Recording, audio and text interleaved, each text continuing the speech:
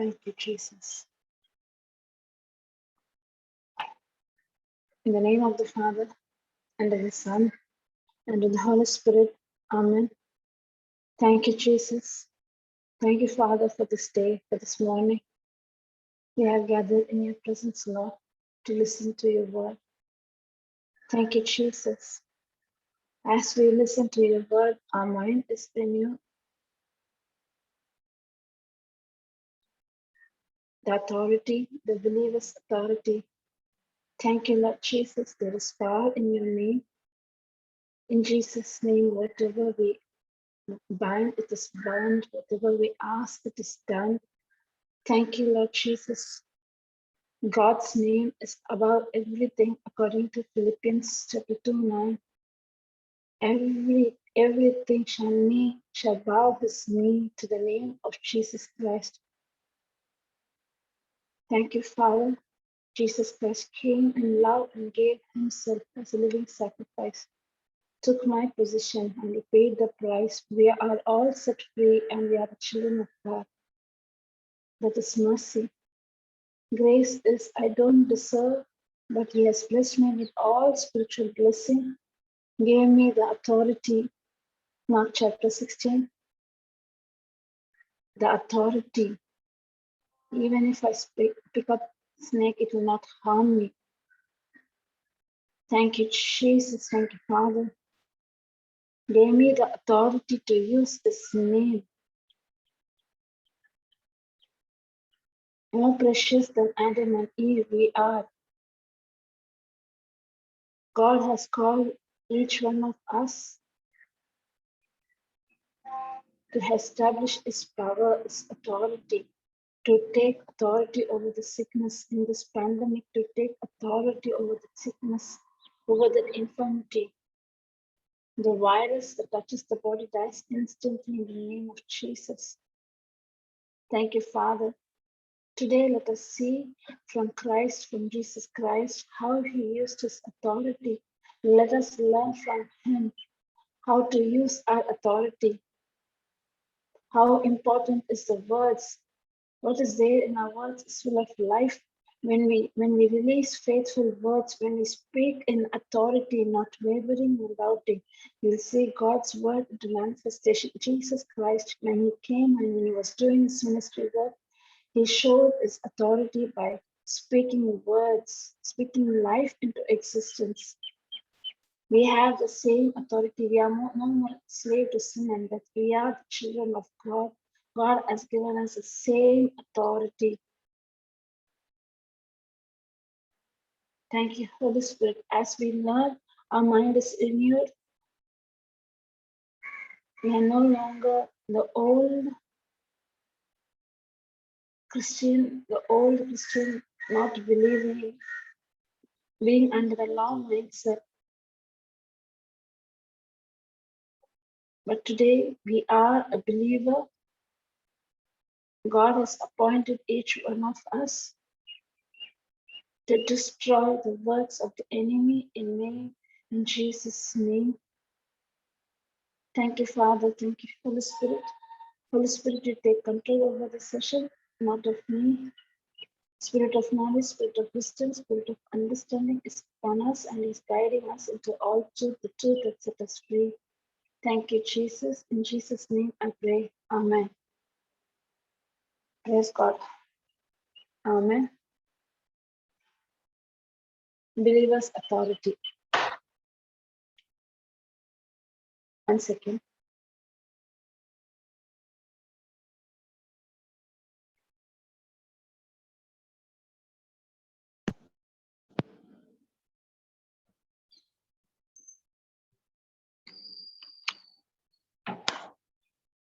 Today, let us see about, already we know, but let us see the authority that Jesus Christ used. We are going to see two instances from the Bible. Praise God. One is, Marita, you can go to Mark chapter 11, 20 onwards. Mark chapter 11, 20 onwards.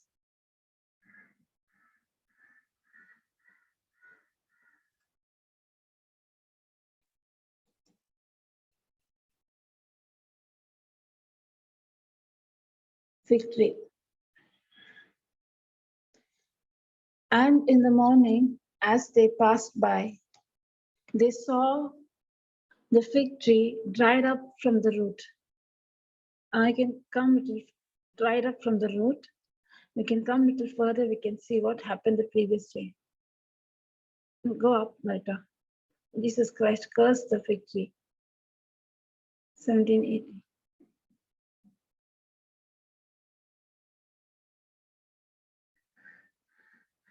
Previous one.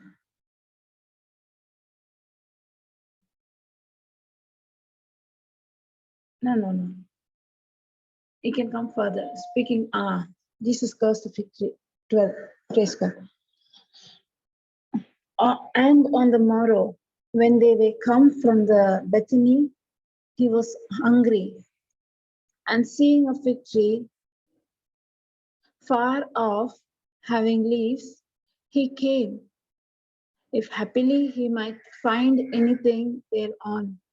And when he came to it, he found nothing but leaves, for the time of the figs was not yet. And Jesus answered and said unto it, this is most important, said unto it, no man eat fruit of thee hereafter forever. And disciples heard it, and they passed away. Okay, now come back to 20. Now come back, Marita, to 20. Marita?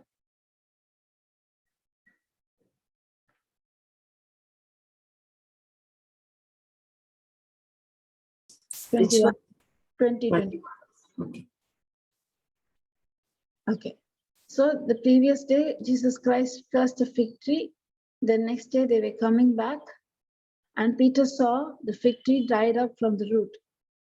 And Peter, calling to remember, and saith unto him, Master, behold, the fig tree which thou cursed is withered away. And now Peter was amazed, was shocked to see, Master, the fig that. Thank you, Jesus. 1 second. Praise God. Is withered away. He was shocked to see the fig tree withered away, because what happened is that when we see 11, when we see that Jesus Christ was actually hungry, he was really hungry, he wanted to eat something. When he came from the far, he saw a fig tree full of leaves, full of greenish, and he went near it and he found there was no fruit. We know already fig tree as a quality, as a character, and the quality and the character is that if it has leaves, it should have fruits in it.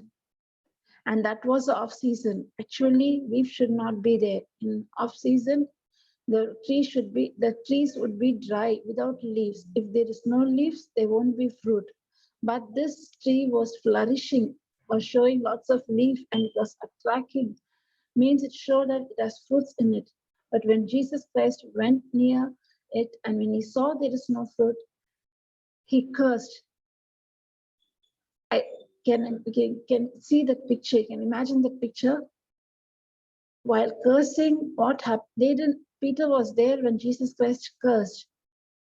Peter and other disciples thought that Jesus Christ was really hungry. When he thought he would have, he can see fig, and if he eat, and when he was disappointed, might be because of the frustration, he cursed. In our situation, it happens. When we are frustrated about anything, we used to curse, we should scream, we should shout. They thought that Jesus Christ was fed up.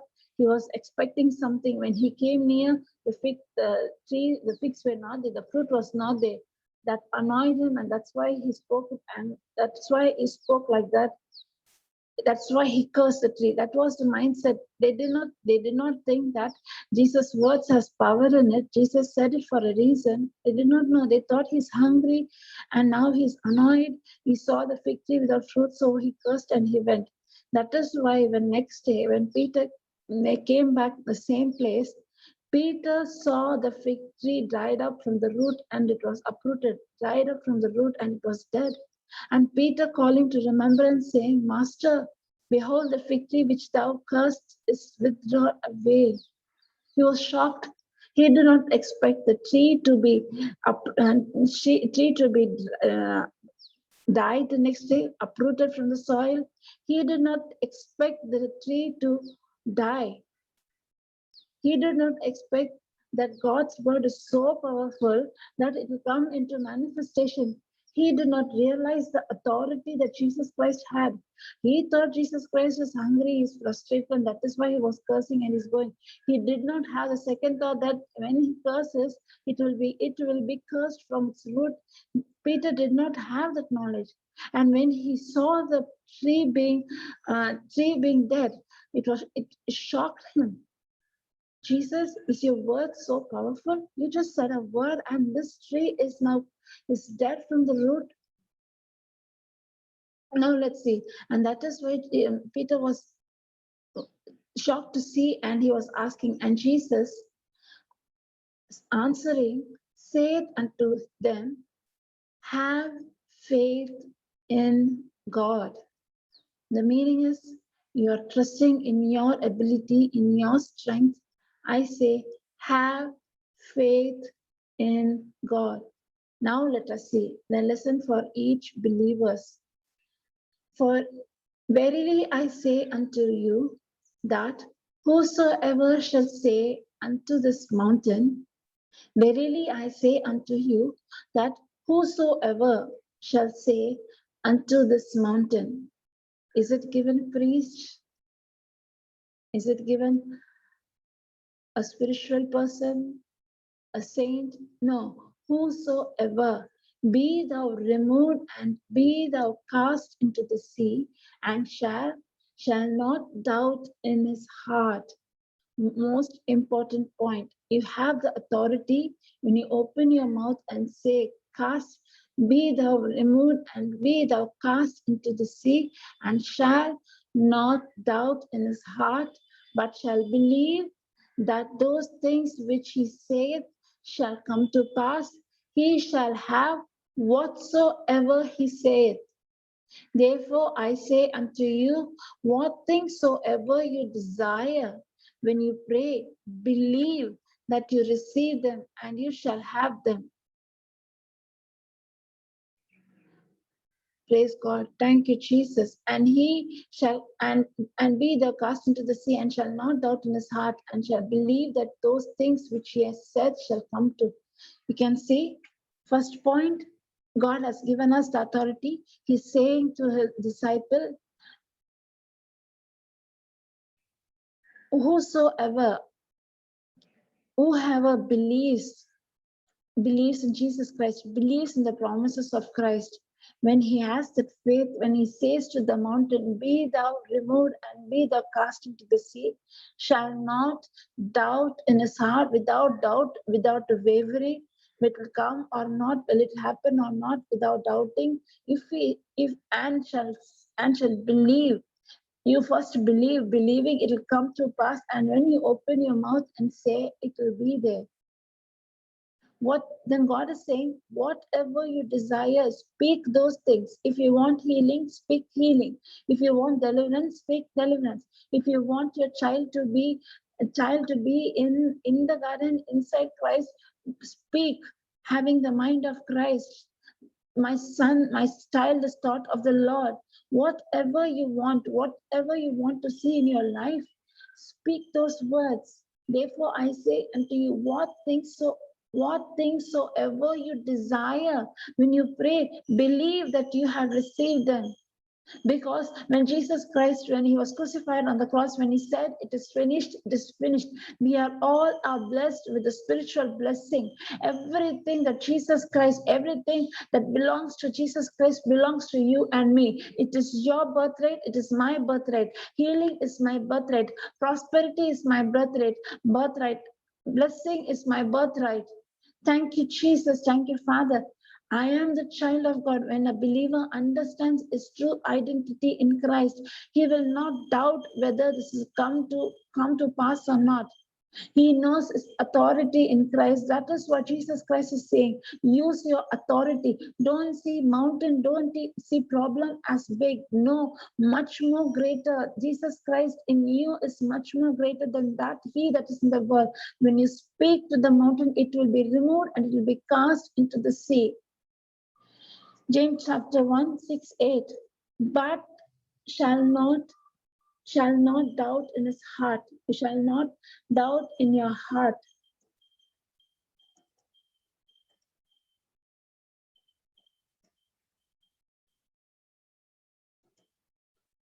Praise God. Thank you, Jesus. James chapter 1. 6 to 8.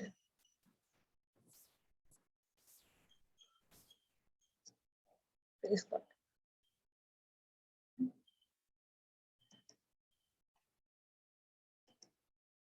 But let him ask in faith.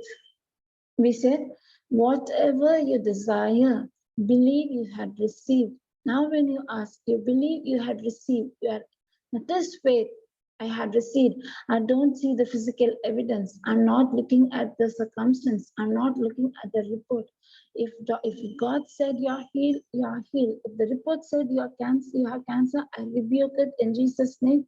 I'm healed. Divine blood is flowing in my blood veins. I will not take this word. God has given us this authority. Let us see what happens if I waver, if I'm double-minded. I cannot receive anything from God. Thank you, Jesus. Thank you, Father.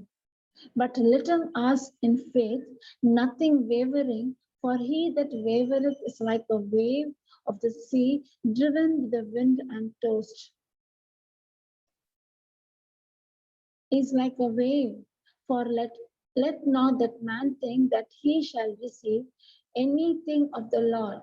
A double-minded man is unstable in all his ways. Thank you, Lord Jesus. Let the brothers of the Lord degree rejoice.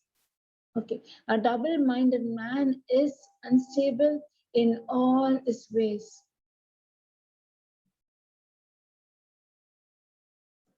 Who's a double-minded man?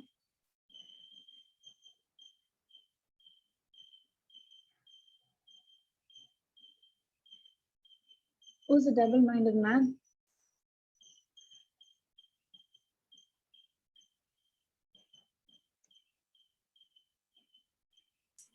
Double-minded man is not believe in the word of God, not stable in the word of God. It's not, no, it is not double. It is double-minded. I'm asking double-minded. Now you said about single-minded, not believing. One mind only you said. Both Man the believes in the heart and also believes in the mind. Praise God.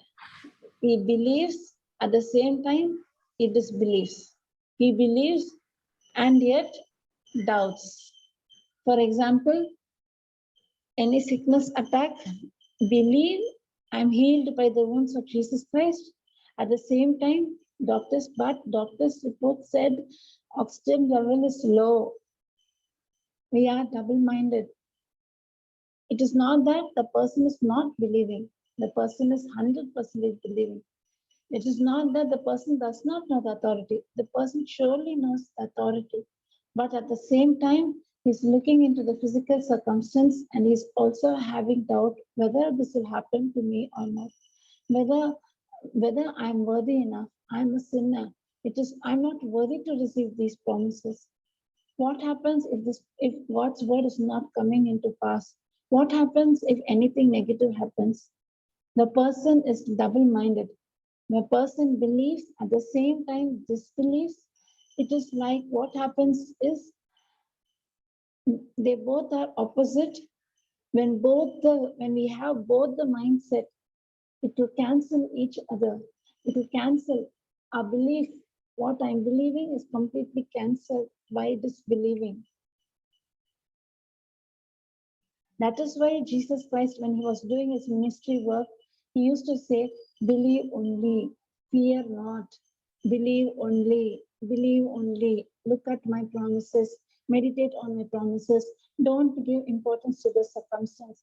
When the synagogue, when the Jairus' daughter was on the deathbed when Jairus went in search of God for the healing.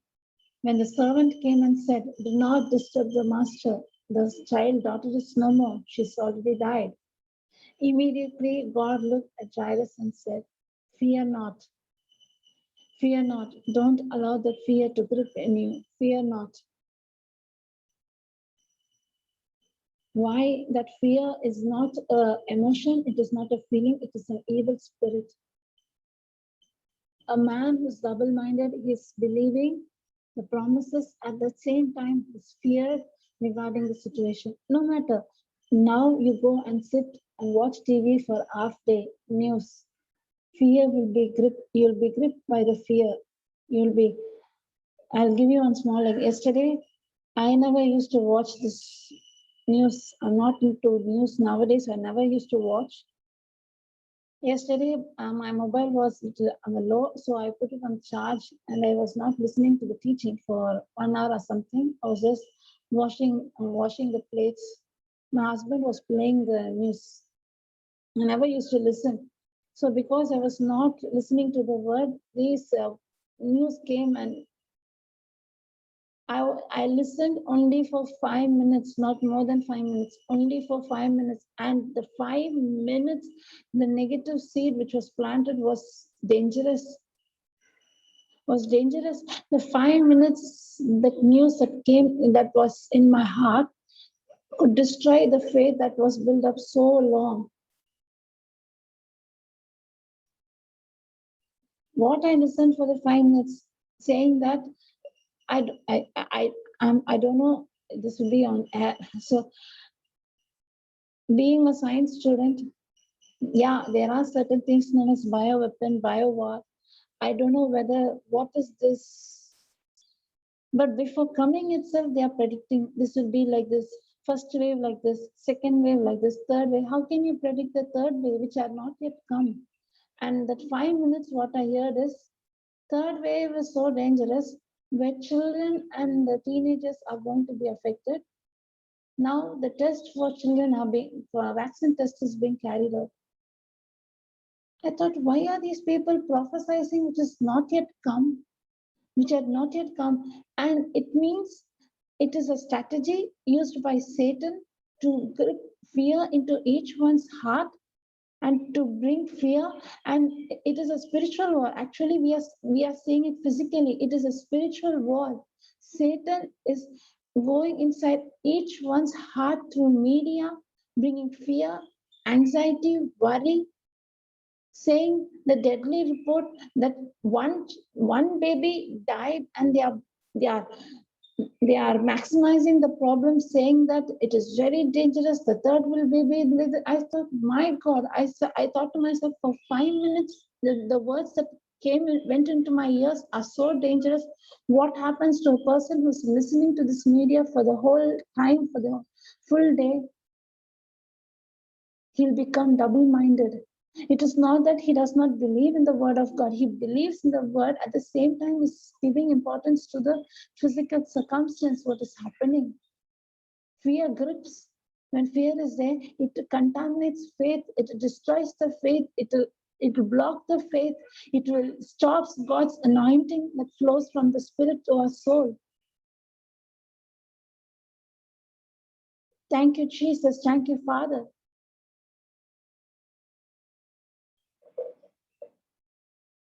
We are the salt, we are the light in this corrupted world.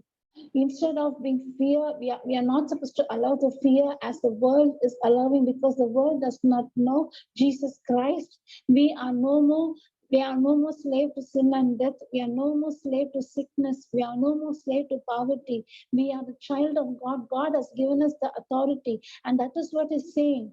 Don't doubt in your heart. Don't be double-minded. Believe. Open your mouth, speak to the mountain. The mountain will be removed and cast into the sea. When Peter was shocked looking at the tree died from the root, he didn't realize at that moment when Jesus Christ said, "No one, I curse you, no one shall eat." The moment Jesus Christ said, that was the moment that when Jesus Christ spoke the words, that was the moment the root was The root died. The root died of the tree, but the tree was standing firm. Seems to be it is strong. Actually speaking, the root died the moment Jesus opened his mouth and said, when Jesus Christ cursed. In the same way, sometimes your mountain seems to be mountain even after speaking faithful words. You see the external symptoms and doubt whether God's word will come. No, the moment you release, the root is died.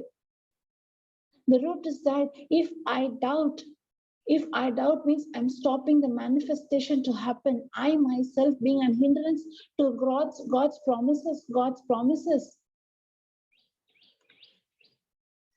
Thank you, Jesus. Thank you, Father. Matthew chapter 17. Malta, I can go to Matthew chapter 17. One more instance. Let us see Jesus Christ walking on the water.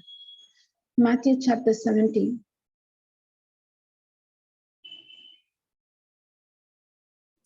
Verse? 1 second. Come down and I'll let the verse come down there.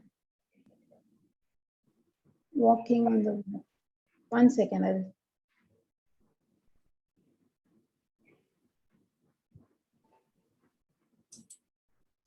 Wait. 1 second, Malta, I'll just check and see.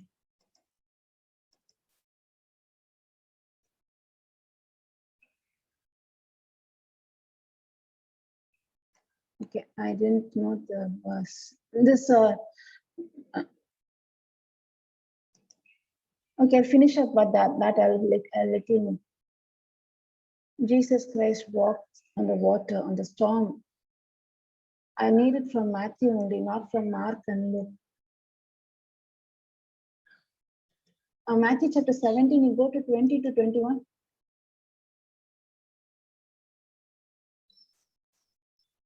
21.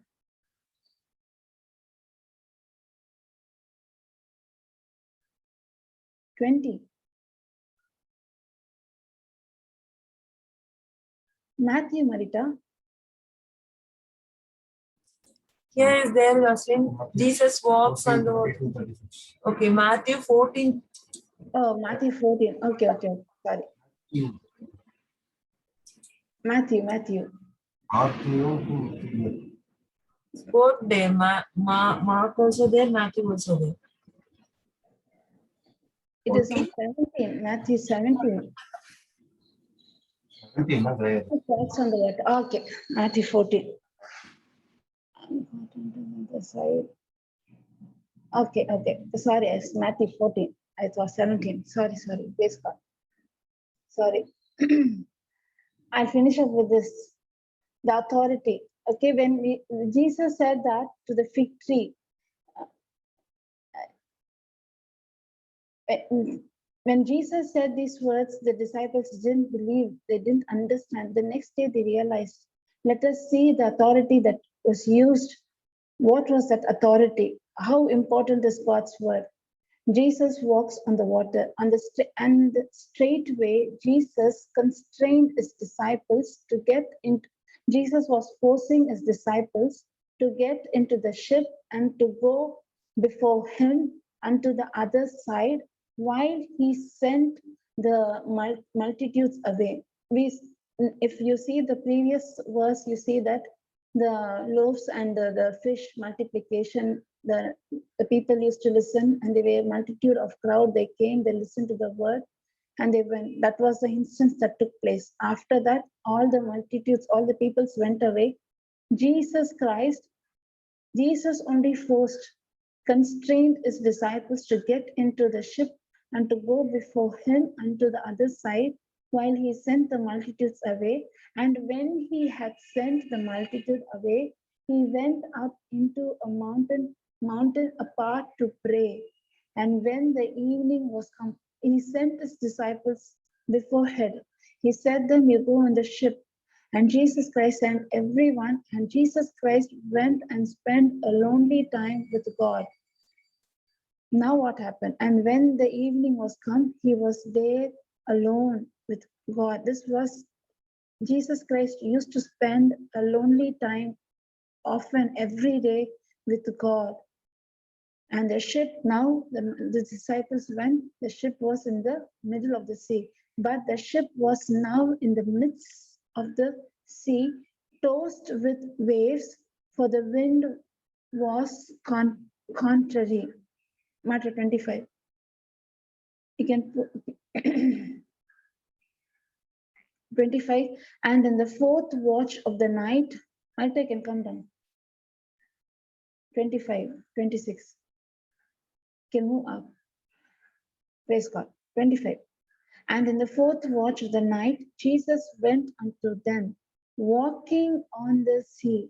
And when the disciples saw him walking on the sea, they were troubled, saying, "It is a spirit."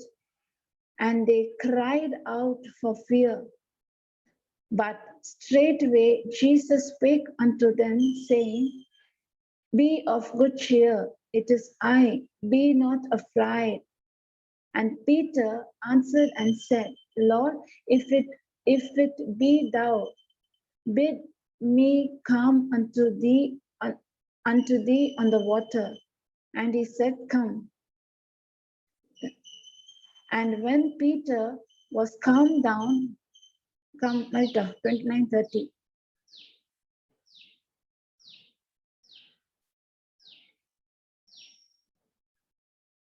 And Peter was come down out of the ship. He walked on the water to go to Jesus. He walked on the water to go to Jesus. But when he saw the wind boisterous, he was afraid and beginning to sink. He cried, saying, "Lord, save me." And immediately Jesus stretched forth his hand and caught him and said unto him, "O thou of little faith, wherefore didst thou doubt?" Yeah, I want to mark the word doubt. Because of this word only I came here. Wherefore didst thou say thou doubt? And when they were come into this, and when they were come into the ship, the wind ceased. The wind stopped. Praise God. Thank you, Jesus. And they that were in the ship came and worshipped him, saying, Of a truth thou art the Son of God. Praise God. You come previous matter, come from the beginning. I just want to explain it. Praise God. Now we see Jesus Christ sent all the multitudes. He forced the disciples, put 14:22 comparison. He constrained them. Usually the fishermen has the attitude, they can predict the weather.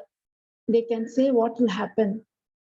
Disciples, he directed, any other comparison? He directed the disciples to get into the boat and go ahead, directed, come down, ERVSV.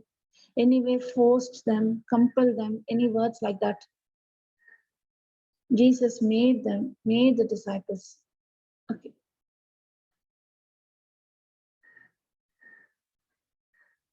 Constrained. Okay. Okay, madam. These are the words. Okay, can go back. Compelled, NASB translation. Compel them. He compelled. So he constrained them, he compelled them means they were not willing to go because they can predict the weather. Might be the weather, it's my guess, it might be the weather is not so for them. But Jesus Christ forced them to go to the other side, to go into the ship, go to the other side. And now Christ was spending his time with, I can remove the comparison. Now Jesus Christ went and spent his lonely time with God. And when the boat was in the middle of the sea, it was not near the shore, when it was in the middle of the sea, suddenly they saw Jesus Christ coming towards the boat, and they thought that it is a ghost, it is some spirit or something, and they were all in fear. When the boat was in the middle, it was a storm, it was windy, it was a heavy storm, and when they saw Jesus Christ, they were scared, they were feared. 27, 28. 26. When they saw Jesus Christ, they were troubled, saying, "It is a spirit," and they cried out of fear. But straightway Jesus spake to them, "Be of good cheer, it is I, be not afraid. Don't fear, it is me." Immediately Peter said, "If it is you, just say, come." And he said, Peter answered him and said, "Lord, if it is you, then say, come. I'll come on the water." When Jesus said, "Come," this word "come" is red in color. When Jesus said, "Come," there is authority, there is power, there is word. That word "come," I'm walking on the water, I'm working against the situation, I'm walking on the problem. Jesus Christ was walking on the storm, on the weather, on the waves, on the water, against the law of gravity. He was walking on the situation. When Jesus Christ was walking, it is impossible for a human being to walk on the water. When they saw that, they said it is an evil spirit. And when Jesus said, "It is not any evil spirit, don't fear, just believe, it is me, Christ, it is me." And when Peter, when he said, he didn't even think, he didn't consider the circumstance, he didn't look at the situation. He thought, if it is you, you are able to walk, then say, even I can walk. That was the only intention was there in Peter. He forgot the situation, he forgot the circumstance. He was not focusing on the storm and the wind. He was focusing only on Christ. Jesus, if you can, if it is you, then call me. I'll also walk. And he jumped on the water when Jesus prayed. And Peter, and he said, "Come." Peter did not say, "If you are," or nothing like, "If it is you, say, come." He did not give any option to Jesus Christ. Jesus Christ has no other way to say him, "Come," to prove it is me, and it is me, Christ. When Jesus Christ said that, when Peter was focused only on that word, he jumped on the water. Think the guts that Peter would had at the time. Will you and me jump on the sea to walk on the water? Do we take that risk to jump on the sea and to walk on the water? And when Peter was come down on the ship, he walked on the water to go to Jesus. His focus was only on Jesus. He obeyed that word "come," not reasoning, not questioning, not allowing his logical thinking. How can I come on the sea? How can I jump on the water? Not having any doubt, he just jumped. His focus was on that word. He believed that word, and he was in action, and he was walking. When he landed on the water, he didn't run, he didn't fall. He was walking. So powerful was God's word. In God's word is life. In the word of Jesus Christ is life. He walked on the water to go to Jesus, but halfway he went, then only he realized, what am I doing? Where am I walking? On the water? Suddenly when the wind blew, and when wind boisterous, he was afraid and began to sink. The moment he shifted from spiritual mind to carnal mind, fear gripped him. The moment he stopped focusing on Jesus, when he turned his focus on the circumstance, on the wind, he began to sink. He was afraid and beginning to sink. He cried, saying, "Lord, save me." When his focus was on Jesus alone, he was able to walk. And immediately Jesus stretched forth his hand and caught him and said unto him, "O thou of little faith, wherefore didst thou, why did you doubt?" What is the meaning of this? "O thou of little faith." If you say it is a little faith, he had only a small amount of faith. No person will jump on the sea to walk on the water if he has a small amount of faith. Even if he has a big amount of faith, also he won't jump on the water. When Jesus Christ said, "Come," Peter was so focused, he forgot his circumstance, he forgot his situation, he forgot the law of gravity. He just jumped and he walked. Just imagine the picture in the middle of the sea, you're there jumping on the water and walking. Is it possible? "O thou of little faith." This little faith meaning is short duration of the time. He walked on the water. He didn't say that he drowned on the water. He walked on the water.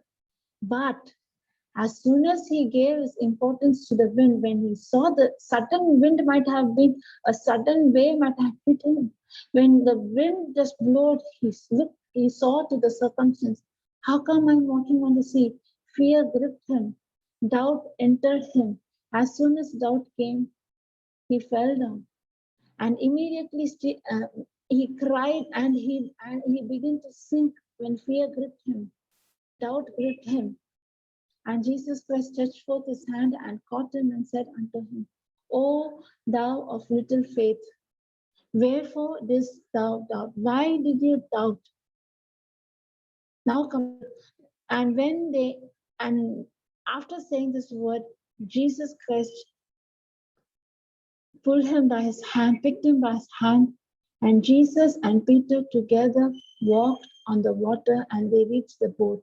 And when they were come into the boat, and the wind ceased, the wind stopped. When you take an action to trust God, to believe God, the storms and the wind seems to be roaring, seems to be screaming. But when you're not focusing, when your focus is on Christ alone, when I submit to God, James chapter 4:7, when you submit to God, resist the devil, he will flee away. When my focus is God alone, not giving importance to my situation, to my circumstance, to the doctor's report, to the oxygen level, to the scarcity of the bed, I'm not able to reach there. Not focusing on the circumstance and the situation, focus is on Christ alone, taking the authority in Jesus' name. I rebuke your sickness. I rebuke this infirmity. That infirmity will be died from the root.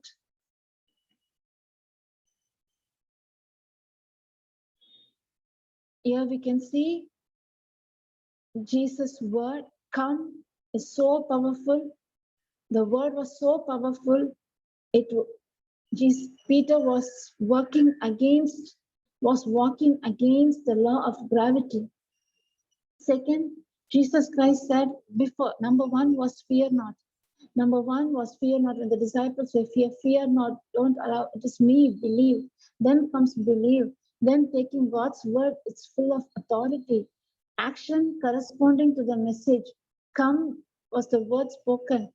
Peter walking on the water was the action corresponding to the message. He believed. But when he believed and when he saw, even when he believed, when he saw the circumstance, fear gripped him. He started to sink in this problem. Jesus saying that you of little faith. Thank you, Jesus. Thank you, Father. Why did you doubt? Praise God. Thank you, Jesus. Matt, I can come to Mark 11.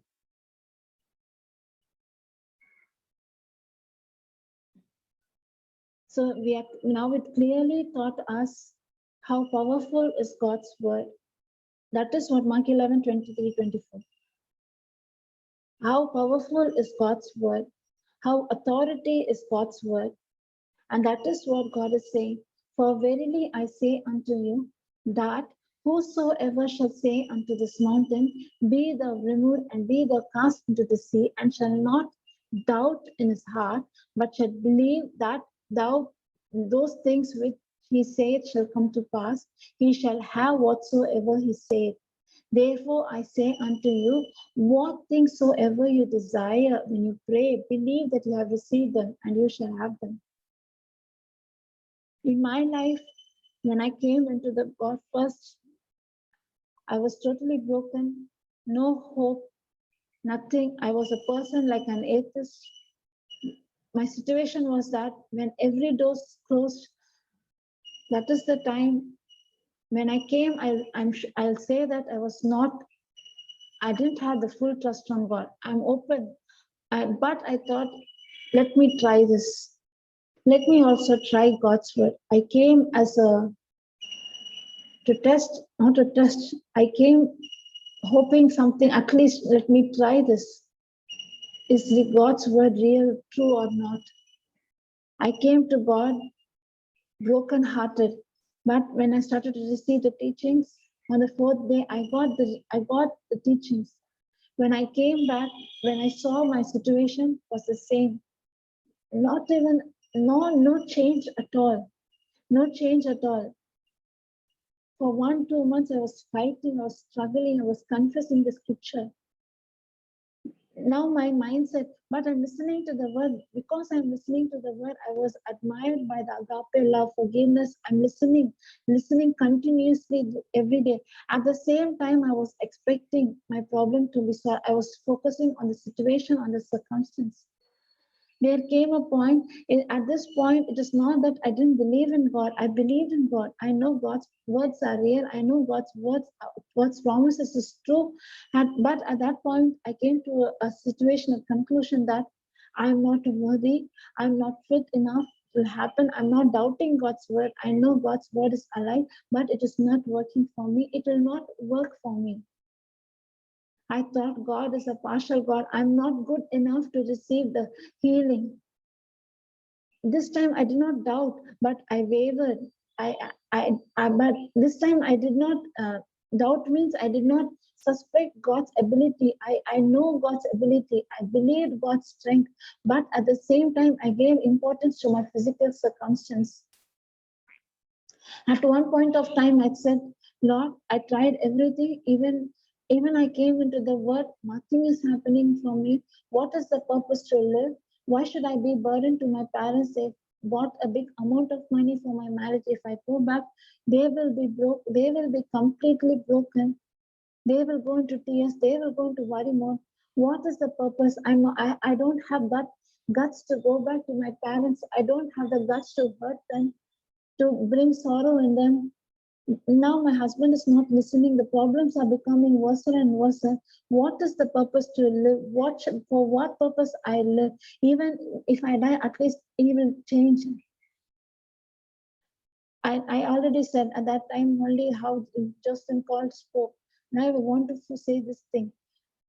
The main thing after receiving the anointing, when she said you need to pray in tongues, praying in tongues, it is a very big task for me, very big task for me. I was a person who gives importance to the physical circumstance, to what I see only, I believe. I was a person like that. Praying in tongues,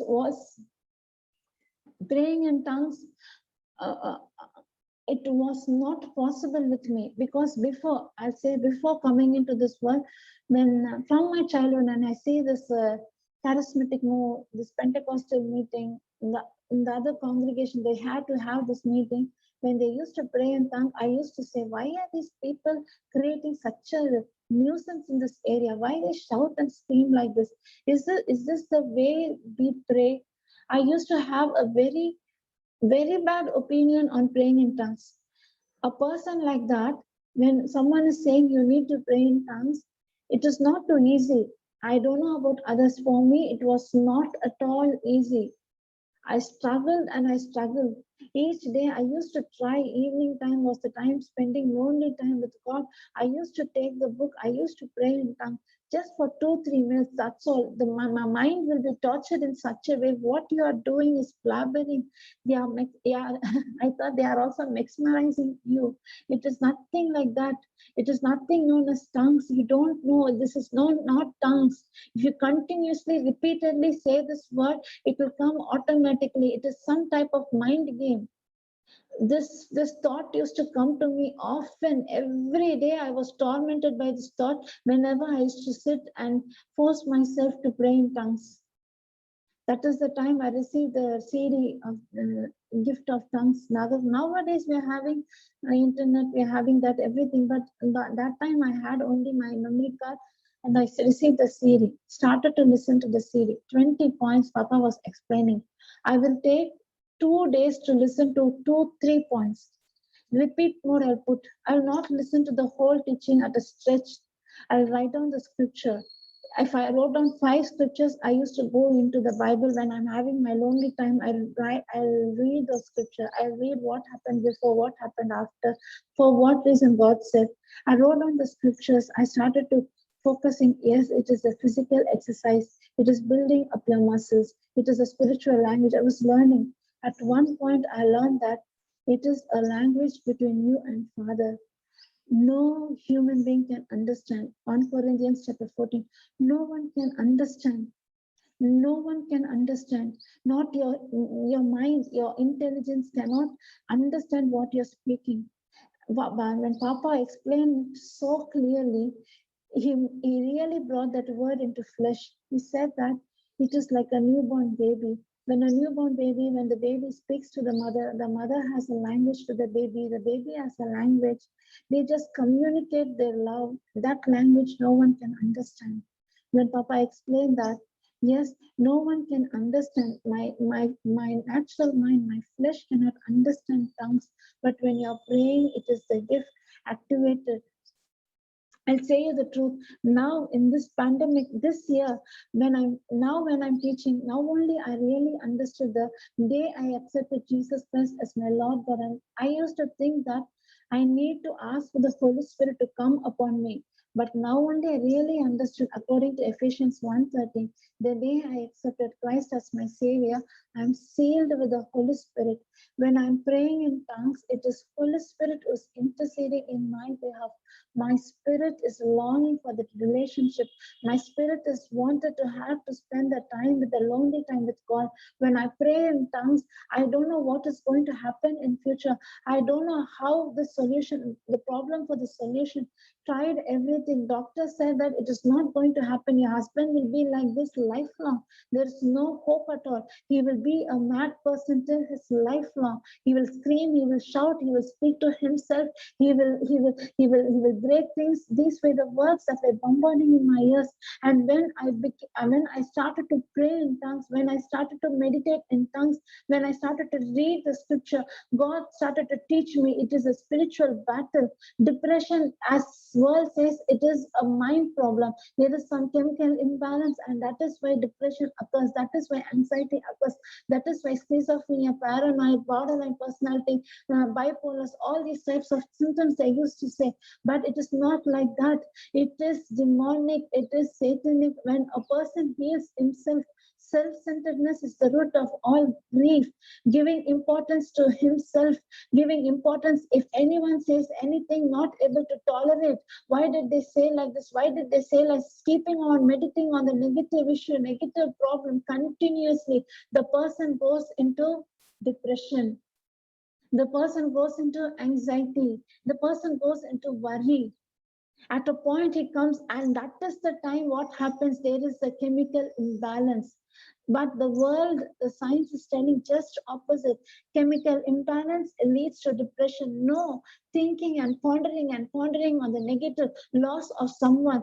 I loved a person so much and he's no more today. The death of someone, thinking and pondering on the negative situation. What happens? That is affecting my physical brain. The chemical imbalance occurs due to wrong thinking, wrong mindset. That eventually affects our body.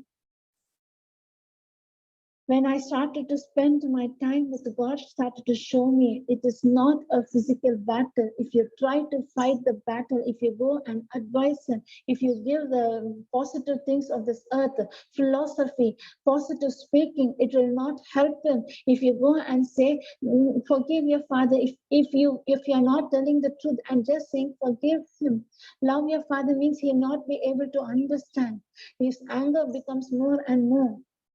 Holy Spirit taught me it is not, you need to bind that. That is the time I took the white book and started to do the unsaved loved one. Bind the strong man, bind the evil spirit that is operating, chain him. When the strong man is bound, you can take the goods from the house. Means when Satan is bound, when he's chained, how he's changed? When I force myself and I'm taking the authority that God has given me and speaking to you, spirit of depression, get out of his body right now in Jesus' name. Not doubting. Jesus' name has so much power in his word. Everything shall kneel, shall bow his knee. Philippians chapter 2:9. Everything. Things of the heaven, things of the hell. things of the earth. Beneath the earth, it is given means things of the hell, things of sickness, things of depression, things of poverty. Everything that belongs to the kingdom of darkness should bow. Shall 10 to 10, that all that at the name of Jesus, every knee should bow. Things in heaven, things in earth, things under the earth. Put comparison to 10. Everything shall bow. Thank you, Jesus. Thank you, Father. Any other words given? Heaven, on earth, and under the earth. Anything like evil? Come down, Melita. Any comparison regarding evil, sickness, earthly ones, below the earth, under the earth? It's given like this. Heaven and on the earth, under the earth. Come down, once, come down.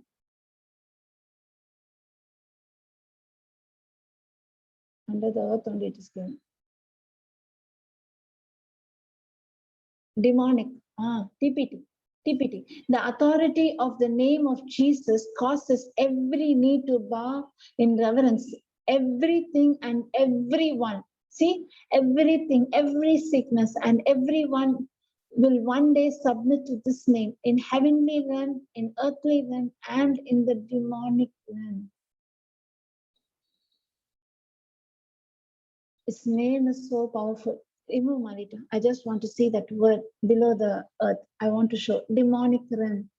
So when this understanding came, God, if you say, speak to the mountain, when you say everything shall bow, when this truth, when praying in tongues, I received the gift of tongues. When this word said that you are not speaking to it is not just a prayer, you're having a fellowship with Father. It is a relationship, Father. You and God alone having a lonely time. You're spending your lonely time with Heavenly Father, like a father-daughter relationship, like a mother-baby relationship. I'm speaking in tongues. No one can understand. My God can understand. The Spirit in me is interceding in my behalf. This truth set me free. I started to pray in tongues. Stop focusing. There were times I used to be in the room. My husband used to be in the living room. He used to talk to himself. I used to pray in tongues. Sometimes he used to be very vigorous, and I will not speak anything, just go inside my room, focus myself, not to look at the circumstance. He will be cool down. He will come very cool. He will come inside and say, how come you're tolerating all this? You think a person who's two-minded, one-minded, very aggressive, the same person coming to his senses and asking me, how come you're tolerating this? He really understood that.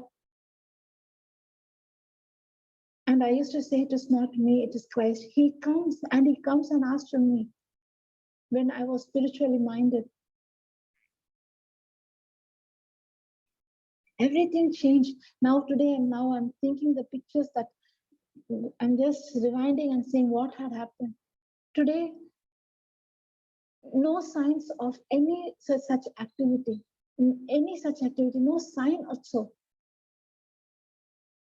The strong man was bound, demon was bound, was chained, was destroyed in Jesus' name. When you pray in tongues, you're putting on the spiritual armor and you're working against the kingdom of darkness.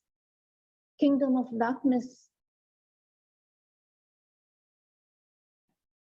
Any battle in your life, it is not a physical battle, it is a spiritual battle. That is why we need to be spiritually minded. Spiritually minded is life, carnally minded is death. When God is for me, who can come against me? God is the one who's fighting the battle for me. Thank you, Jesus. Thank you, Father. When that situation came, there were times I used to sit and cry. Jesus Christ spoke to me through the words. Exactly that moment, I need someone to counsel me. I need some shoulder to lay my head, just to cry out. And that is the time when I used to pray in tongues.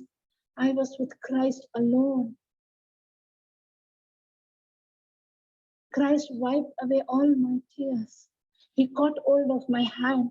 He was there with me. He taught me the biblical. After that, when I started to listen, after the understanding of the spiritual language, tongues, after that, when I started to read the gospel became my love letter, became my, my life. God started to teach me. God started to train me how to respond to your husband, how to respond to your mother-in-law, how to respond to your father-in-law, how to respond with love. Not looking at their fault, but loving them wholeheartedly. It is not me, it is Christ who is in me. The more and more you pray in tongues, you deny yourself, your flesh will be crucified completely, and Jesus Christ will be revealed, will be reflected. They can sense Christ in you. Not only my in-laws, my extended family, my mother's, my husband's relatives, they all started to sense that anointing that was in me. They all started to sense that anointing. That when Jesus, Papa used to say, faith is contagious. Yes, when you are strong, one person is enough to be strong, rooted in the word. Only focus on God's word, praying in tongues, and He so much engrossed in God's love. Everyone in your family can see Christ in you. They will also experience that love in you. They want to spend time with you. They want always to be with you. They want to listen to your words because they had realized it is not you, it is Christ in you. That happens when you pray in tongues. This is known as authority. Taking authority over the sickness or taking authority means it is not to take authority with anger, with frustration, bringing a person under dominion. No, taking authority over the spiritual wickedness. Satan is already destroyed. Satan is already defeated. It is illegal for him to come and touch me or my loved ones. He has no authority. Sickness has no authority. Poverty has no authority. Satan has no authority over my child, over my life, over any circumstance. That is why Papa used to say, pray in tongues, pray in tongues. It is not to force you. I used to think, I was a person totally in flesh. Used to think these people are mesmerizing, doing something like this, and some feeling is happening, and they are saying anointing, anointing. These are all mind game. I used to say these things. I was a person totally rooted in the word. I was a person totally giving importance to my physical circumstance. Science, I never believed in signs and wonders. I said it is some type of mesmerizing people. It is not true. But the same person, when I faced a problem, when all the doors came in, my intelligence, when my logical thinking, when my science, when my philosophy word, when my counseling word, when my positive energy, nothing helped me. The psychiatric doctor he need to give hope. The doctors are saying that for my sake, I know it is God's grace. He opened up and he said it is incurable. You can't cure. This will be like this for lifelong. You need to be with him like this only.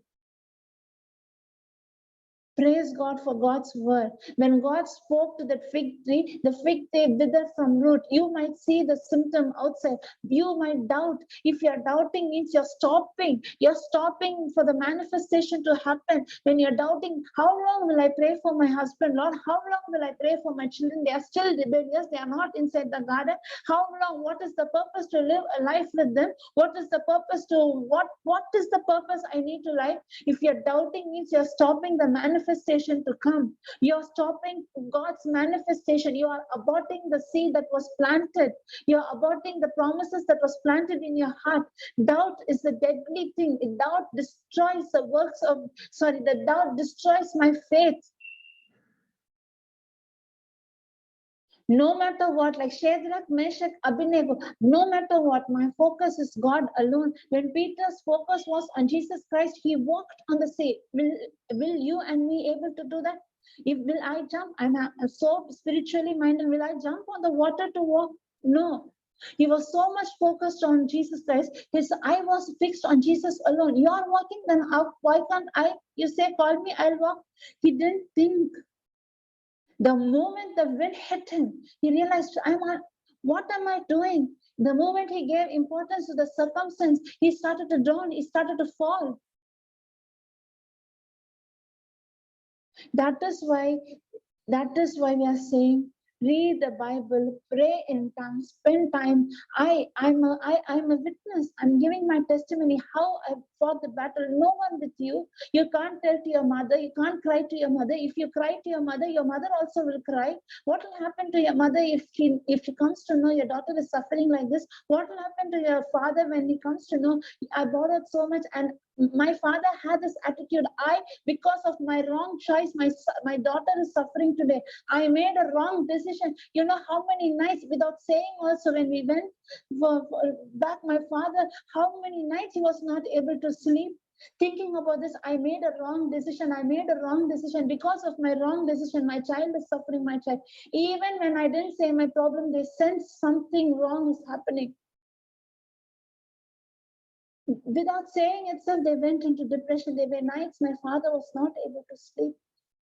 3 o'clock, I didn't know this later. After 2-3 years only, I came to know this. Father didn't sleep after I got married. Till 3 to 4. Thank God for this word. Thank God for these promises. A person who was fully logical mind, if you come and say me, this happened that time, I will not ever give importance. I'm a person, if you say me to tell 100 times grocery so that your problems will be solved, I will not listen. I'll question you. If you come and say to me, go to this church, I will not listen. I will question you. I'll be logically questioning each and everything. But later, when I gave importance, when I started to listen to the word, came to an understanding that word is power. Words are powerful. When God said, "Let there be light," there was light. When you and me are made in this likeness and image, that authority to use words. Our words are so powerful. Believers' authority means using the right word at the right moment, at the right situation. Not speaking. Life and death is in the power of your tongue. When you know life and death is in the power of your tongue, you train your mind in such a way not to open your mouth and speak your circumstance, your situation, but only speak faith-filled words. You seem to be fool, you seem to be idiot in front of others. Cry out, shout. No. It might be seem to be foolish, but they are in flesh. They cannot understand the spiritual thing. But when you are rooted in the word, you know how much important is your word. You can bring life into existence by speaking. Opening your mouth and releasing faithful words. When Jesus Christ carried all the sickness, infirmities in his body, by his wounds I am healed, means I am healed. I am healed. Jesus carried tumor. Jesus carried this virus. Jesus carried cancer. Jesus carried heart attack. Jesus carried arthritis. Jesus carried all type of boils. Rejection, pain, suffering, depression, anxiety, worry, everything he carried on the cross, and he paid the price and he said, "It is finished." In exchange, he had given me the divine health. Not only divine health, the 1/3 of me is the Holy Spirit. Jesus Christ is dwelling inside you and me. When I shift from carnal to spiritual, when I shift from circumstance to word of God, not focusing on what is happening all around me, focus only on the word, you will see God's word being manifested in your life. This happened in my life. This happened in my life. If you ask me how, when your husband was healed, I don't know.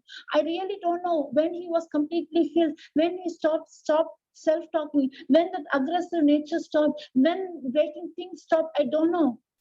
I don't know when all stopped. I don't know. I just believed in God. It was a spiritual battle. But this thing I know, when I'm spiritually minded, God's angels are there for me, destroy the works of the enemy.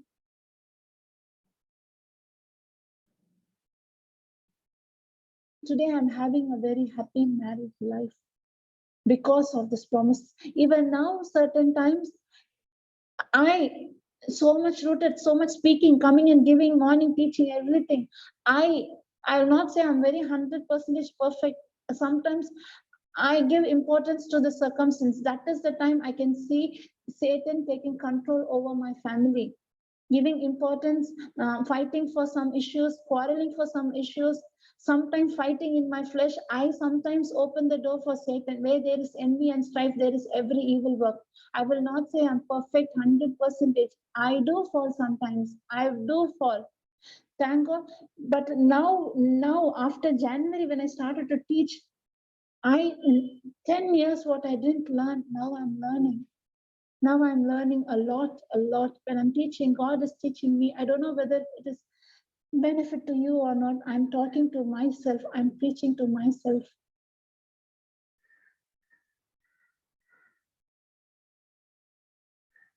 Peter had faith. He walked. The moment he gave importance to the circumstance, he fell. In the same way, I can walk. I can be a strong believer. I have seen past victories. Any moment I give my importance to my physical circumstance, I will fall. I will surely fall. I can't say I will not fall. That is why I need to renew my mind. You need to renew your mind every day. Every day I need to focus. I need to spend a lonely time with God. Have conscious that never to fight in flesh. Sometimes we force our children to do something. Actually, our children are blessed compared to the children of the other world. They are more blessed. They are unique. They are different. Never will appreciate the good things in our children. Never. Even being born again mother, we'll still find out mistakes and fault. Never appreciating. You are precious. You're something unique. You're able to understand. You just appreciate and you speak. Don't be in performance mindset. Don't expect your child to perform. Your child should have this intention always to trust God. That is the most important thing. I'm not here to boast that my child is so talented like that to others. I'm not here to say, even now, even my son is 3 years old, 3.5 years old. Every day when I speak to my mother-in-law, she'll ask, why is he not speaking? Is he speaking? Is he speaking? I'll open my mouth, I'll speak faith only. I'll say, she'll ask me another, when I say speak, say, what are you speaking? What are the words he said? Next question comes. You know, so Satan will use people and come against us, make us to open our mouth and say, no, he's not speaking. I will not say he's not speaking, he's speaking. He speaks only God's word. He speaks only God's promises. I'm very happy. He speaks hallelujah. He says amen. He says thank you, Jesus. He says Yeshua. He speaks. That is the time when pressure is so much. You're waiting for a long time God's manifestation. Nothing has happened. That is the time Satan will use someone to come against you. You will be actually broken. And the broken stage, he will come exactly punching, pinpointing the same problem. You might have some negative thoughts regarding a problem. Satan, when you might have opened your mouth and grumbled or complained or worried, not open, just worry. He will come through people coming and pointing out your mistake, your fault, your doubt, your unbelief. He wants you to focus on physical circumstance, just like Eve. Satan's weapon is deception. Eve was blessed so much. Eve had all the blessing. They were enjoying their life. Satan came and focused on that one thing. Why did God say you not to eat? He did not say, yes, God bless you so much. No. He will come and point out that one thing. Any issue in your life that is troubling you, longing to see a result in that area, frustrated, this is not happening.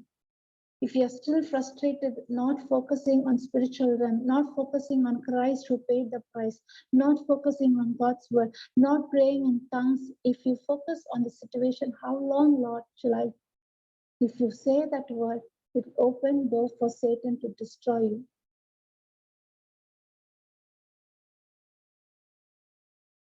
Thank you, Jesus. Thank you, Father. Thank you, Holy Spirit. Hope you understood to use our authority to speak to the mountain, to walk on the storm. Focus only on Jesus, not the circumstance. God's authority in you. Words. Hallelujah. Is there any questions? Any doubt?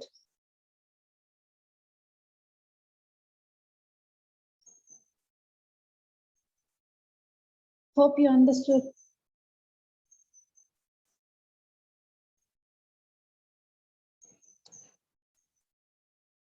Silent. Any questions? Any doubt? You No, can Swami. stop. Thank you, Marita. Praise God. I'll stop the live. No, I need to make a prayer. Wait, I'll make a closing. Sorry. Praise God. Thank you, Jesus. No live today. No live today, Marita. I need to make the closing prayer. No. Very good Okay. teaching, actually. Okay. It's closing prayer. Thank you, Jesus. Kastaka, you want to say anything? No, you are preaching very good. I Yes. love to hear. It's very powerful and anointed. Thank you, Jesus. Thank you, Jesus. Praise God. I didn't know what to speak. I just came with Mark 11, 23, 20. You're saying from your heart. Yes, saying from my heart. Inspiration of the Holy Spirit. Thank you, Jesus. Praise God. Praise God. And make the closing prayer. Thank you, Jesus. Thank you, Father, for this day, for this morning, for teaching us how to be spiritually minded, how to use our authority. Thank you, Jesus. Many a times we are forgetting that you are with us, Lord. No matter what the circumstances, no matter what the issue is, no matter whether it is a pandemic or anything.